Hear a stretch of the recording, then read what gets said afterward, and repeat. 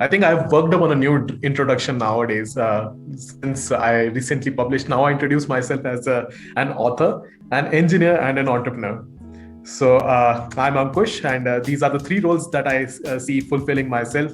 And I have graduated from University of Petroleum and Energy Studies, doing my BTech in Computer Science and Engineering. Thereon, I moved to different roles, working as a systems engineer, then as a full stack web development lead, and finally, I'm working as a technical account manager at one of the fast-paced startups of India called CleverTap. And my expertise, I think, it really lies into software development, in creating open source projects, building communities, and actually helping people to move ahead. So that's what I've been doing for the past few years, and this is me.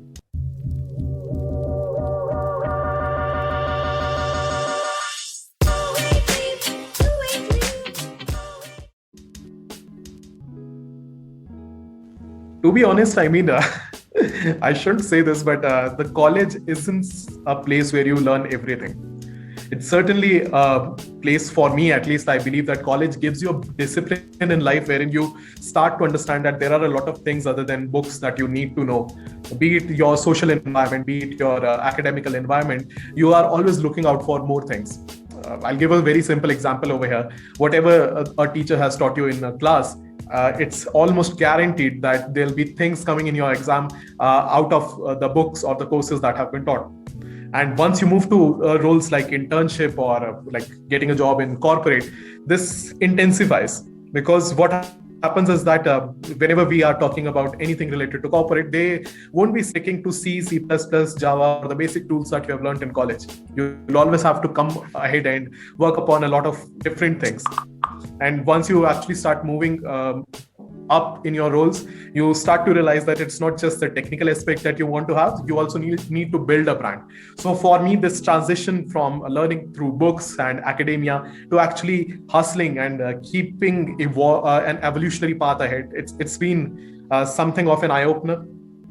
And I'm still learning. I mean, we aren't too old to stop anything right now. So for me, it's been a transition wherein there has been a lot of learning, a lot of setbacks, and a lot of uprisings as well. Okay, I'll just give a small example again over here. I started working in LTI, wherein my salary package ranged somewhere around 3 to 5 lakh per annum. That was the range. I currently earn triple that. So that transition happened within a year. And this thing, what I talk about is what I talk about of personal branding. That has played a key role in such a huge jump in just a year. So when I talk about personal branding, it's not just something that will help you grow give you your financial freedom. It will help you to perform duties and responsibilities that you have always thought of or like wanted to do. So personal branding, in a simple definition, can be stated as something that you develop within yourselves, where you work upon yourselves to build yourselves or grow yourselves a little bit more better. So I think it's really, really important in today's market. People are looking for like any company, any professional who's hiring is looking for a person who can do all multiple variety of things with a lot of expertise. So that can only happen if you have a lot of zeal, a lot of passion towards what you're doing, and you're building a lot more stuff than is actually required. Going the extra mile, I think. So yeah, it's really, really important. Every person has their own way of working. Speaking about me personally, I loved building projects. For me, it was just an obsession throughout my engineering. Even after that, I love taking up on problems, building solutions for them. And being an engineer, being specifically a computer science engineer, that just falls into your lap. I mean, you can build any app, any website for any problem that you see nowadays.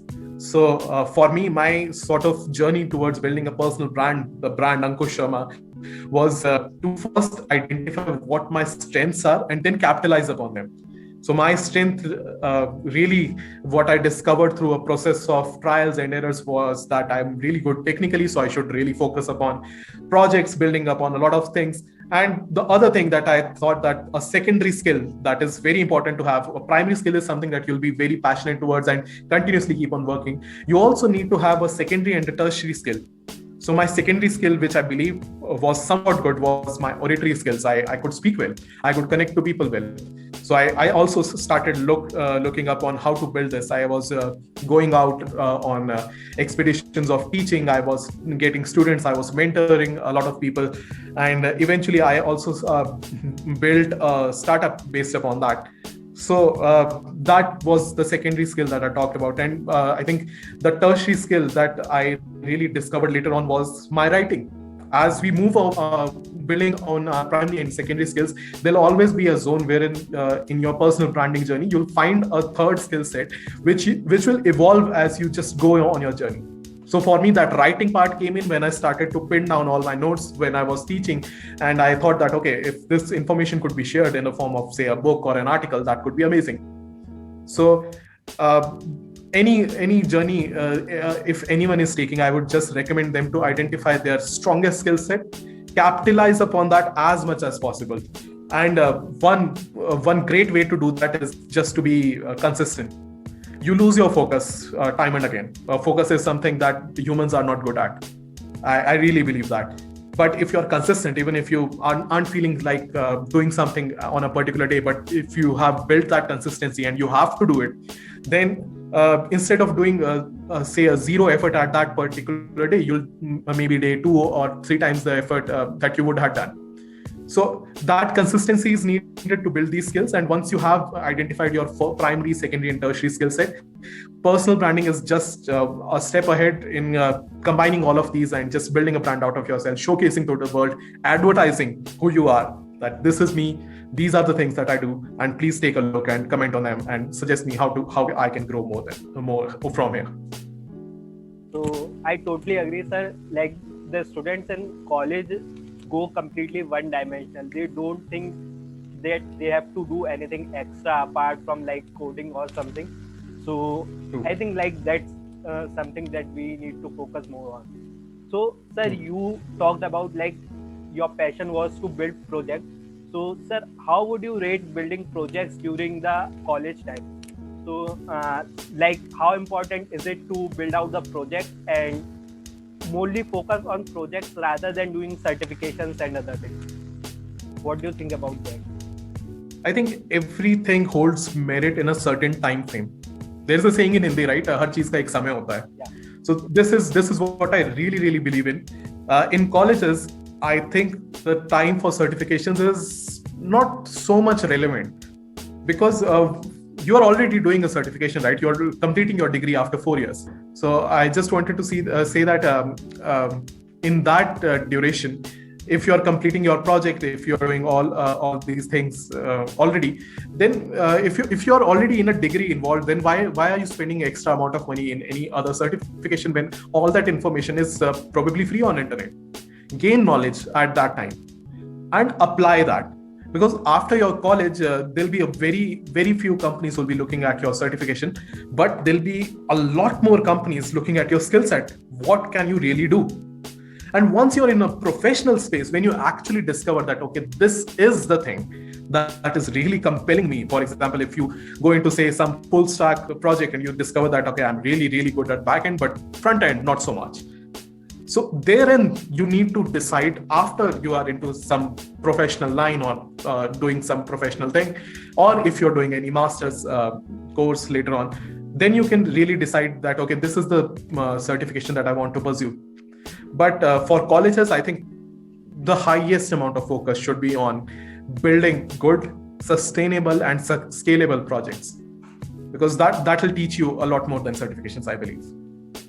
Okay. Yeah, so like talking more about building projects. One common mistake that people do whenever they start any project is that they do a tutorial help. Start any tutorial, just try to complete it, and in the middle of that whole series, they'll just fall apart. Yeah. I really believe that is something that we need to break down. So a very small step could be, for example, if we are building a large website, a large e-commerce website, what is the most basic component of that e-commerce website? simply a shopper purchasing something. Why not start with that basic element and see that if that works? And when you create that, it can be a simple HTML page with some basic JavaScript, just an option, a list to select items, purchase it, and just move to a different page and complete your order. Just 2 or 3 pages and you're done. It isn't hard. And once you complete that, you start adding things over that. As you're adding, there are definitely ideas going to run on your mind. For example, what if I create a navigation bar over here? Then you'll ask yourself that how do I do that? And then learn exactly that component, exactly the module that you're looking for to implement in your projects. So I think the most important thing while building any project is your imagination. You have to be imaginative. You have to write down everything. You have to write down algorithms. You have to write down how your website will look like. Design that on pen and paper. Design that on your whiteboard. Once you have a visual aesthetic of it, how will it look like in the future, then you can easily search and research again and again to see all those modules that will fit in your website. And I think in this research sort of mentality, your time will be wasted less. You won't be bored at any point because you're always looking out at a creative perspective. And the more you research, the better you learn, because you aren't copying anything. It's your imagination. You are just looking at the concepts and then implementing them. So I think that is the approach that I would suggest anyone to follow whenever they are building any projects. So yeah, I agree that most of the people don't look at coding from the creative side. They just go on and try to, like, this is the problem and I have to just solve it. Their whole approach is on that.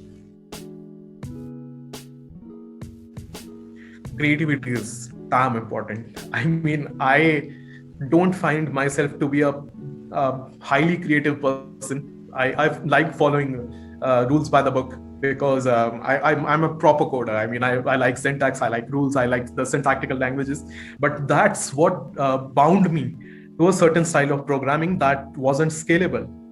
Because if you look at a lot more apps that have come during these COVID-19 times, you'll see that there is innovation that has reached tenfolds right now. And any person who cannot be at least a significantly decently creative, that person won't be able to evolve with the changing times. So I think creativity is very, very important. And for building projects, building any open source applications that you want to build, the essence of that project would lie in how different yet similar would you make the app feel like to your audience. Because we as humans, we do not accept changes that easily. I'll take an example of cryptocurrencies. It's a damn good thing, but people aren't that accepting of it because it's drastically changing the way transactions occur. So in order to make it relevant, now the organizations are trying to make it seem similar to the traditional ways of transaction, and intrinsically making it so different and radically changing that our future tech also holds well. So there's where creativity lies in. And I think personally for me, my exploration for learning how to be creative came from people like you. Honestly, I was looking at your videos. I used to comment there as well that you are really creative, and I have no idea how you do that. So for me, it was just stalking a lot more people, understanding that how their mind works, writing that down, and then trying to apply their concepts. Because if I cannot be creative, then what I can definitely be is accumulative. I'll pick up all the ideas, I'll mash them up in my head, and then let ideas flow through that compiled set of ideas that I have gathered through people around me. So my advice to anyone who is like me, who thinks that they aren't that creative, or it's difficult for them to come up with ideas on the go, then it's the best policy is to spend some time, do some hard work, follow the people who are really, really making big in their space, or who are being really, really creative, who are working very hard to bring designs, bring new concepts live, gather those ideas, and then finally let your ideas flow through that channel. Because when you're into sort of connection with all these creative people, you'll automatically understand their working, and your mind will relate to that concept, and it will reflect it back in your projects as well. Yeah.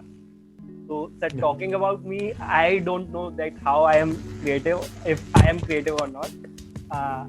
I don't know about that. It has drastically changed the way we look at software industry. I mean, no one would have imagined us sitting at our homes. I'm in Shimla right now. This is my home, and my office is in Mumbai. So no one would have imagined that people could be sitting for a year back in their homes, relaxing and working from home. So this is one great aspect that has changed the people's life that revolves around software development. The work-life balance is somehow radically changing again. So there are a lot of changes coming forward. One significant change that I look forward in the future is emergence of new tech, new softwares, new ideologies, new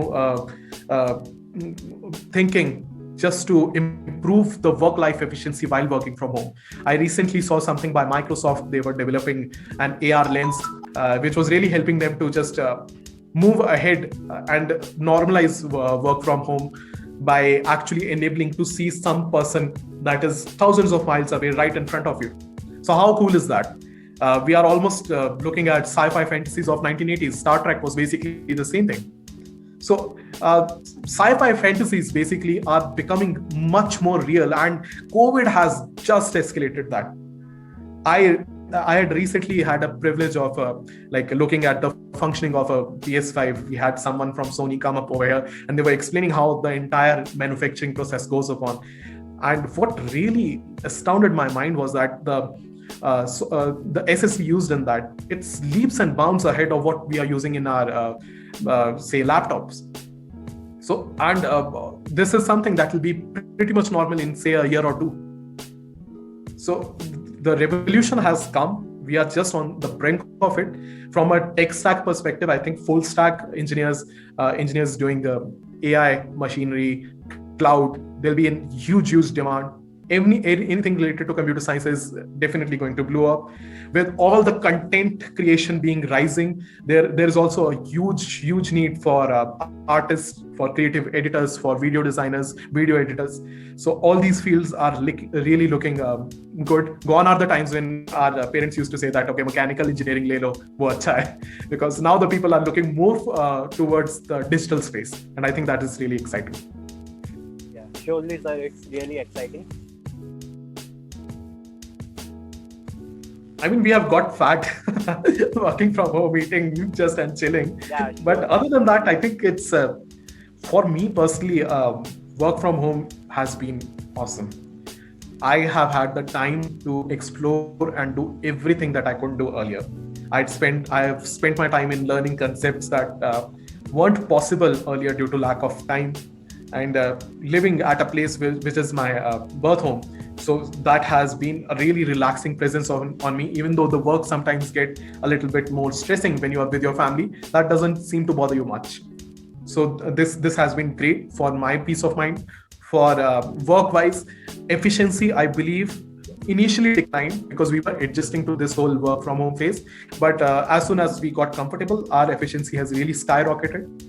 Again, the work-life balance was something a debatable topic in our initial days, because again we were adjusting to that. But once you get the hang of it, it's been again really good for me, and I actually look from. I don't want this to end unless there is some huge need to go out. I like working from home because it gives me enough time to pursue other things and actually widen my scope.